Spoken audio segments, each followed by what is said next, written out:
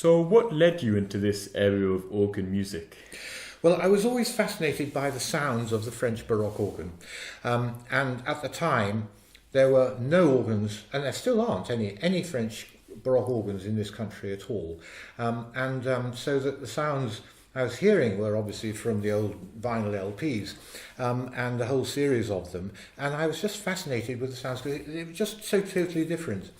And then, of course, I bought the music and learned to play it, but there were so many questions in my mind. For example, how fast does this piece go? What style is it written in? Because they're all called by the same title, plein jeu, grand jeu, récit de tierce en taille, things like that. But they gave no clue as to the content, actually. And also there were performance practice issues as well. I'd read that the French didn't play their quavers equally, even though they were written. So how did that work? I suppose eventually I did a PhD on that very subject and delved into the performance practice aspects. And the book I wrote is the result of that. What I also found was that the standard narratives about this repertory, written by very well established academics, had actually missed the point. They all dealt with the composer by chronology. So they start off with the earliest composers and say a few words about their music, and then start off with the later composers, and continue in that way. And what I found is that the genres themselves, the plein jeu and the grand jeu, had their own historical line of development, so that led to the writing of the book. And after that, it was suggested to me that I really ought to record the music as a result of my researches, and so that led to this series of CDs. What's it like going to these villages and finding these organs and playing them? Are you received well, or how are you received? I've been received very well indeed, actually, astonishingly so. For example, at the last project at Bolbec in Normandy, the mayoral office, they closed the roads for me so that they wouldn't interfere with the sound. They paid for the organ tuning. I've had a wonderful time, actually.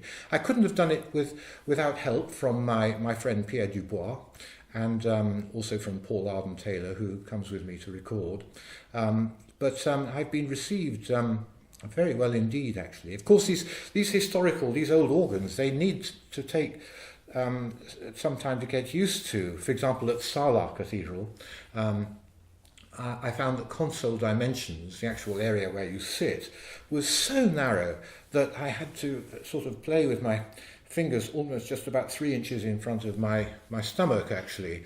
The pedal board was offset by about 5 notes. So I really needed to relearn my technique very, very quickly, within 24 hours, actually. So that when I got used to it, it was fine. But it's always a challenge, these old organs.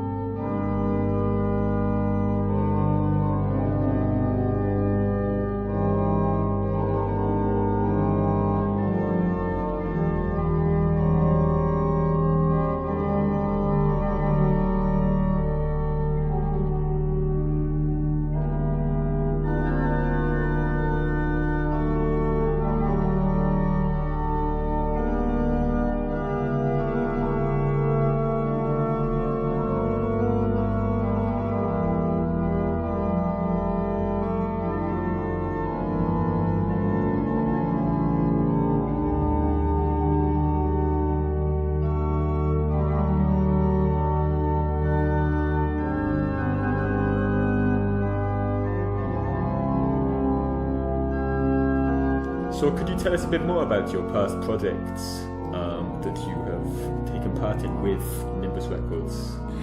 Yes, of course. Yes. Well, the first project we did was at La Flèche, a smallish town near Tours in the Loire Valley, and there they have an early 18th century organ in a chapel, which is now the equivalent of a public school in England. Actually, it's a military academy, and that was a wonderful experience. There again, they closed the roads for me, which was extremely nice of them, very helpful.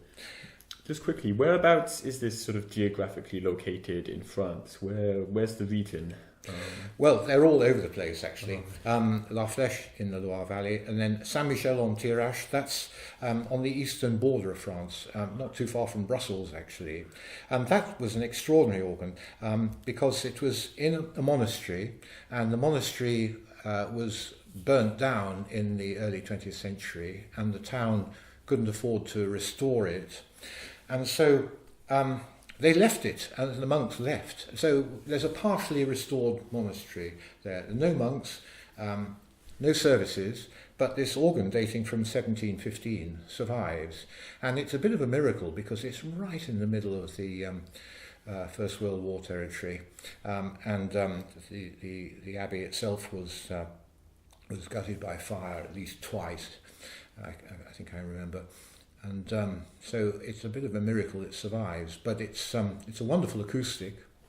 And then we went to Auch Cathedral, which is within sight of the Pyrenees, actually.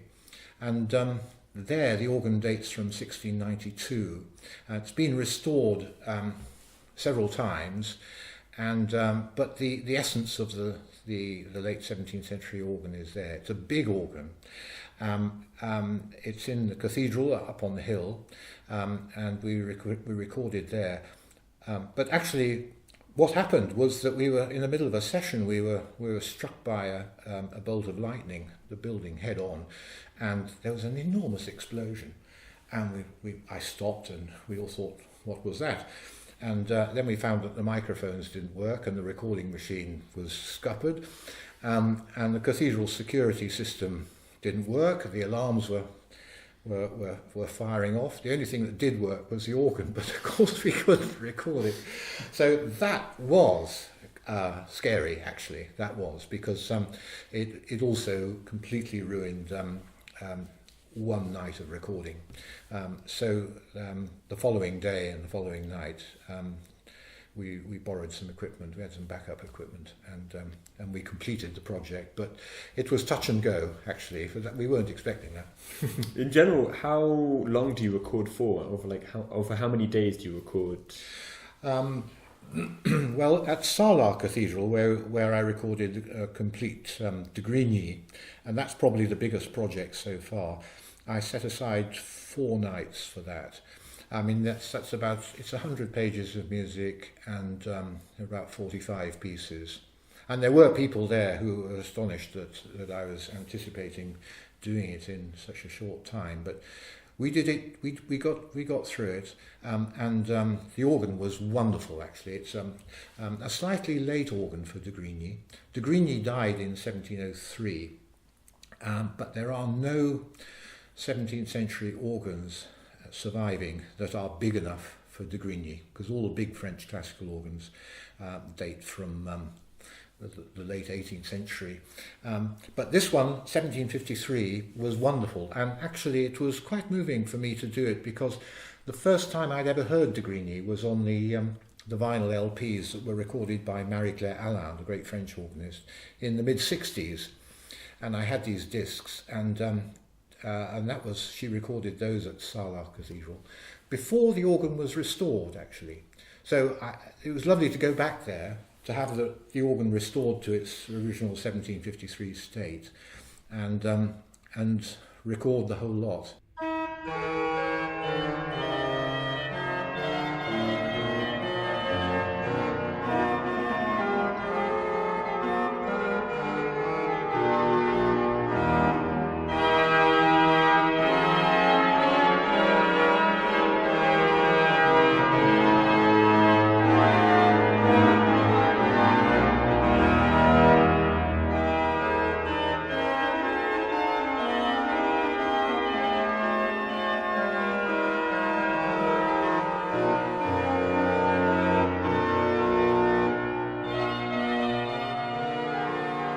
organs in the late 17th century had a pretty standard design. They had one kind of set idea in their mind. 4 keyboards, a grand orgue based on a 16-foot pitch, a positive organ based on an 8-foot pitch, a récit, which was usually a cornet and a trumpet, and an echo division. And the pedal organ was another solo division, actually. It wasn't the base of the harmonies like you find with German music and Bach and German organs. So the French organ was unique. It was like nothing else, actually. But it was so consistent in design that they titled the pieces, the plangeur and grangeur, by the registrations they could use. In other words, you could play a plangeur in Paris and then go to Bordeaux and pull out the same stops and it would sound exactly the same. That was the ideal, the standard model. Of course, it did develop towards the late 18th century. It got bigger and got deeper, actually. But nevertheless, the standard model was in situ from about 1670 right up to the Revolution, 1789-ish. But the composers themselves, they do vary in character enormously. I mean, de Grigny, I have an idea that de Grigny was a cool intellectual with huge amounts of musical invention. Francois Couperin, for example, whose organ masses were published when he was 21, so he was a young man really, and in that music he's trying all sorts of experiments. He's trying to mix and match the French dances with the Italian styles, and he's completely different. And same with Boivin. They all have their own personalities. But what fascinates me about the music is the way in which the established genres were a vehicle for the later styles. So the further you go through the late 17th century, the more you can trace the influences of the French minuets, bourrées, gavottes, Italian string music, French songs, and excerpts from operas even. So that whilst the organ remained pretty static in terms of development of design, and the music was all called by the same titles, nevertheless the content within was changing and developing all the time. And that's why my book actually has chapters based on the plangeur and the grangeur and the récit, so that you can trace this chronological development within each genre, and that's the first time that's been written about.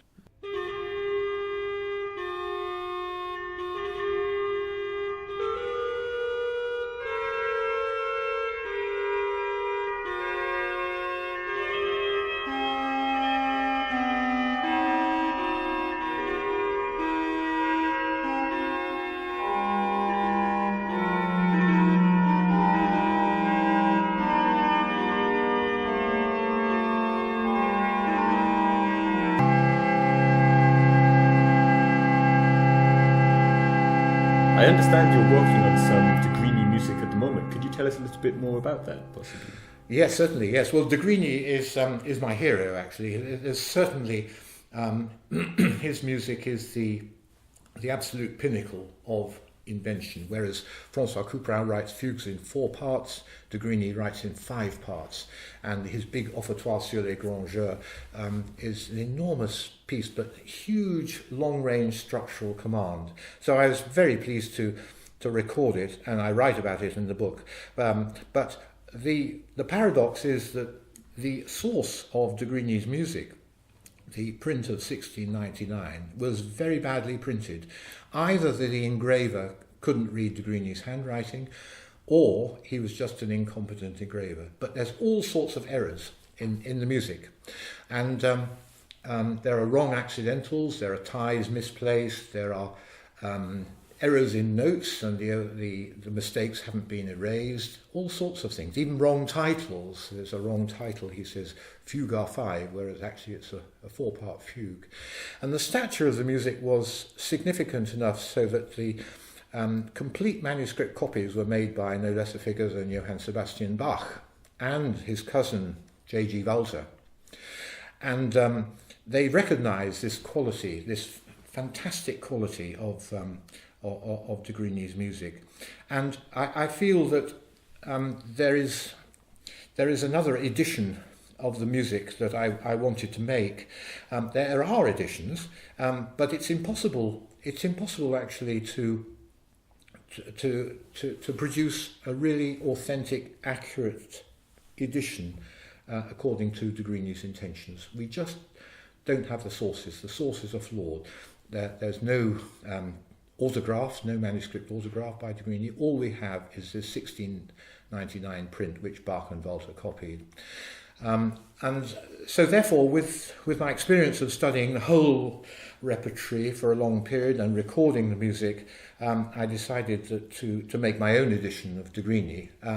It can be no more than a subjective edition, but I finished it last week and sent it off to Orpheus of Bologna. And I know that a lot of people are eagerly awaiting this edition to come out. So I'm hoping that it'll be a really, really good edition of de Grigny that's come out of research and scholarly attitude to performing, and it's got some of the ideas I have which I hope people will recognise as being a more authentic intention, authentic, reflecting de Grigny's intentions. Of course, I can never prove it, but nobody else can. Are there any other upcoming things that you're working on at the moment that you'd like to tell us a bit more about? Or? Well, we've done 6 projects so far, and I'm very pleased with them all. And the next project will be a CD of Louis Marchand. Marchand was the most famous French virtuoso organist at the time. Of course, you might remember his famous would-be competition with J.S. Bach. It was set up by Pisendel, the violinist, I think, at the court of Dresden, and it was to be conducted around a harpsichord. The King of Saxony was there, and aristocratic ladies also, and Bach was there in preparation for this great competition, and Marchand didn't appear, and it was subsequently found out that Marchand fled back to Paris the night before. But I have great sympathy for Marchand, because he might have heard Bach, and he would be aware that Bach would improvise hugely long fugues on subjects that were given. And of course, this was not what French organists were up to at all. French fugues were incredibly concise, and of course it was in front of a German audience. So I think maybe if the competition, home advantage, yes. Yeah, exactly. And I think that if the competition had been held in Paris, then the tables might have been turned. But Marchand was also a pretty wild chap. I mean, he was accused of battery, assault on his wife, and he was going through a divorce. He must have been a fiery chap, but his music is terrific, and real virtuoso stuff. The scores are quite skeletal, actually. Not a lot of ornamentation, not a lot of detail. I've got facsimiles of the manuscripts and the posthumous printed edition of his music, and I'm hoping to play it in a manner which Marchand would have approved of. So I'm adding lots of ornaments and runs and roulades and things like that. And we're going to record it at an organ dating from 1753 at Saint Antoine l'Abbé, which is west of Grenoble, in June. That's all fixed up, actually. The church is booked, and we're all I've got to do is arrange the ferry or the flights. And so that's the next project. After that, I have in mind to record a CD of Noels. Noels were obviously, you know, variations on Christmas carols and French ones. And when Noels became popular in the 17th century, they used all sorts of regional folk songs and put Christmas words to them.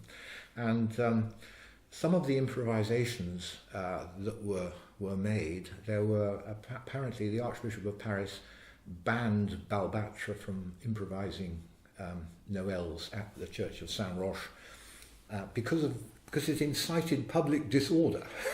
So there were a lot of people interested, and it's wonderfully attractive music.